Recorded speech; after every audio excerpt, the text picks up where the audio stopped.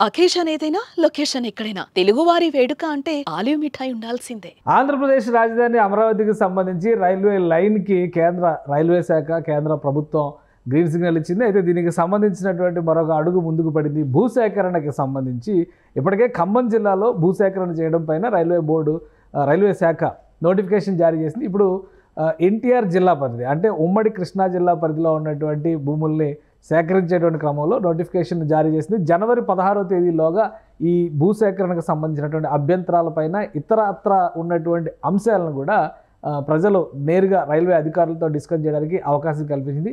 ఏ ప్రాంతాల్లో భూసేకరణ చేయబోతున్నారో, మొత్తంగా అసలు ఎంత భూమి ఈ రైల్వే లైన్కి అవసరం అవుతుందో ఒకసారి చూసేటువంటి ప్రయత్నం చేద్దాం. అమరావతి రైల్వే లైన్ అనేది చాలా ముఖ్యమైనటువంటి ప్రాజెక్టు, అమరావతికి కనెక్టివిటీని క్రియేట్ చేసేటువంటి విషయంలో. అందుకనే కేంద్ర ప్రభుత్వం యుద్ధ ప్రాతిపదికన ఈ రైల్వే లైన్కి అనుమతి ఇచ్చింది. ఖమ్మం జిల్లా ఎర్రుపాలెం దగ్గర నుంచి నంబూరు వరకు 56 కిలోమీటర్ల మేర ఈ రైల్వే లైన్ నిర్మిస్తారు. 9 రైల్వే స్టేషన్స్ ఇందులో ఏర్పాటు చేస్తారు. అందులో అమరావతి రైల్వే స్టేషన్ అతిపెద్ద రైల్వే స్టేషన్ కాబోతుంది. ఇంటర్నేషనల్ స్టాండర్డ్స్తో నిర్మించాలని భావిస్తున్నారు.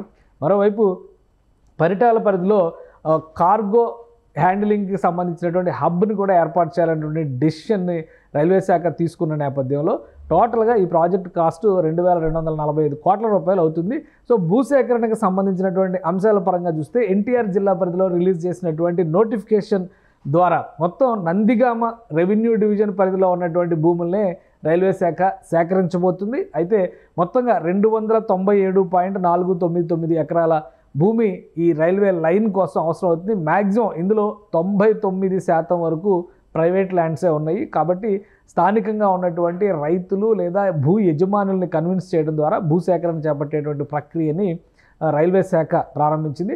మొత్తంగా కంచికచర్ల మండలం అంటే revenue division, Nandigama revenue division అయితే కంచికచర్ల మండలం పరిధిలో ఉన్నటువంటి గ్రామాల్లోనే భూసేకరణ ఎక్కువగా జరుగుతుంది. పరిటాల గ్రామంలో అత్యధికంగా 72.42 ఎకరాల భూమిని రైల్వే శాఖ సేకరించే ప్రయత్నం చేస్తుంది. ఎందుకంటే ఇక్కడ కార్గో హబ్ ఏర్పాటు చేయడానికి కావాల్సినటువంటి ప్రణాళికని ఈ ప్రాజెక్టులో పొందుపరిచారు. కార్గో హబ్ ఏర్పాటు అయితే కనుక ప్రధానంగా హైదరాబాద్ నుంచి విజయవాడ కనెక్టివిటీ, అలానే హైదరాబాద్ నుంచి చెన్నై కనెక్టివిటీకి సంబంధించినటువంటి కార్గో హ్యాండ్లింగ్స్ అన్నీ కూడా ఈ హబ్ దగ్గరే డౌన్లోడ్ అప్లోడ్ జరిగేటువంటి ప్రక్రియ ఉంటుంది.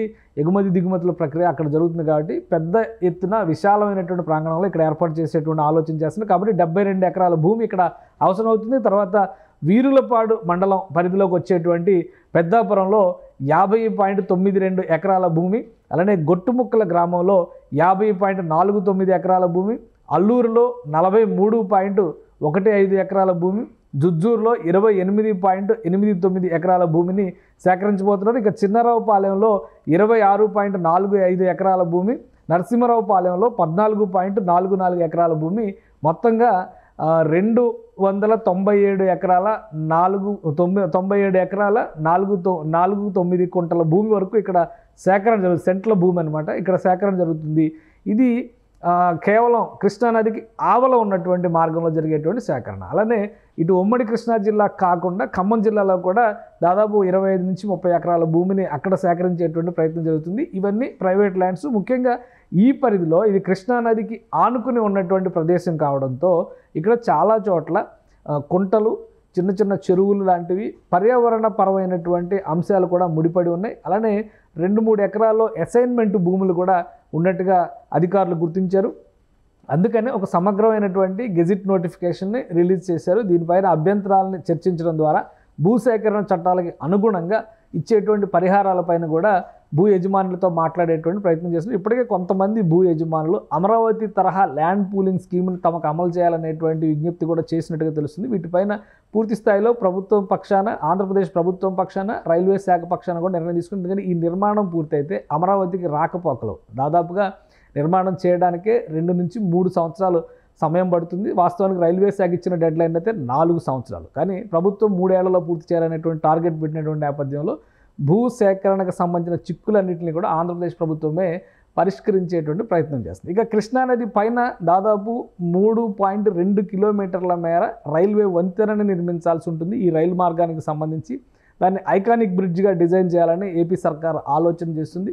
కృష్ణానది దాటిన తర్వాత ఉన్న ప్రాంతం అంతా కూడా అమరావతి ప్రాంతంలో ఆల్రెడీ భూసేకరణ జరిగింది కాబట్టి అక్కడ రైల్వే లైన్ నిర్మాణానికి ఎలాంటి ఇబ్బందులు రాకపోయేటువంటి అవకాశం ఉంది. కాబట్టి ఆ పరిధిలో అంటే అమరావతి పరిధిలో చేసేటువంటి నిర్మాణాలను సపరేట్ ప్యాకేజ్గా కృష్ణా జిల్లా ఉమ్మడి కృష్ణా జిల్లా పరిధి లేదా ఇప్పుడు ఉన్నటువంటి ఎన్టీఆర్ జిల్లా పరిధిలో జరిగేటువంటి ప్యాకేజీని సపరేట్గా ఖమ్మం జిల్లాలో జరిగేటువంటి నిర్మాణ ప్రక్రియ మొత్తాన్ని కూడా సపరేట్ ప్యాకేజ్గా ఇలా ఒక 3 ప్యాకేజీలుగా విభజించడం ద్వారా అమరావతి రైల్వే లైన్ నిర్మాణ పనులను ముందుకు తీసుకెళ్లాలని రైల్వే శాఖ ఆశిస్తోంది. ఆ క్రమంలోనే ఈ నోటిఫికేషన్ రిలీజ్ చేసింది.